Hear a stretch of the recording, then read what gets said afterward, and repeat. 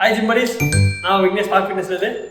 நீ நம்ம என்ன பார்க்கணும், ரீசெண்ட் டேஸில் ஒரு பாட்காஸ்ட் வீடியோ பார்த்தேன். அதில் வந்து 2 ஃபிட்னஸ் இன்ஃப்ளூயன்சர் என்ன சொல்கிறாங்கன்னா, 6 பேக் இருந்தால் தான் ப்ராப்பரான ட்ரைனர், ஒரு டிசிப்ளினான ட்ரைனர்ன்றாங்க. 6 பேக் இருந்தால் தான் ட்ரைனர்னு நீங்கள் சொன்னீங்கன்னா பல ஜிம்மோட செட்டரை சத்துட்டு ஓனர் ட்ரைனர் எல்லாரும் வீட்டுக்கு போக வேண்டியது தான். ஏன்னா நீங்கள் ட்ரைனர்கிட்ட பார்க்க வேண்டிய மெயின் விஷயம் வந்து 6 பேக் கிடையாது.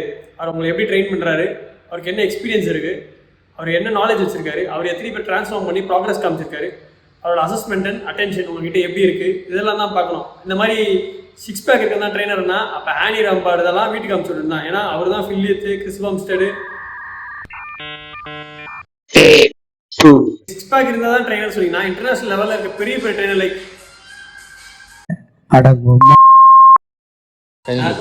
फोन से नहीं लगेगा. is done, right? Yeah, so क्या कर रहा है यार? Are you mad?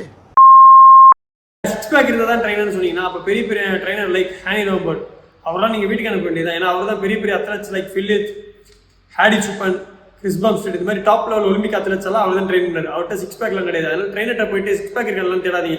அவர்கிட்ட என்ன சரக்கு இருக்குன்றது மட்டும் பாருங்க. சரக்கு. ஸோ இந்த மாதிரி வீடியோ பார்த்து தேவையில்லாத மைண்டை மிஸ்கால்குலேட் பண்ணி ட்ரைனரை சூஸ் பண்ணாதீங்க. நீங்கள் 6 பேக் இருந்தால் நல்ல ட்ரைனர்லாம் சூஸ் பண்ணாதீங்க. சரி, ட்ரைனர்கிட்ட 6 பேக் இருக்கலாம் அவசியம் கிடையாது. அவர்கிட்ட என்ன விஷயம் இருக்கோ அதுதான் மேஜரான உங்களுக்கு தேவை.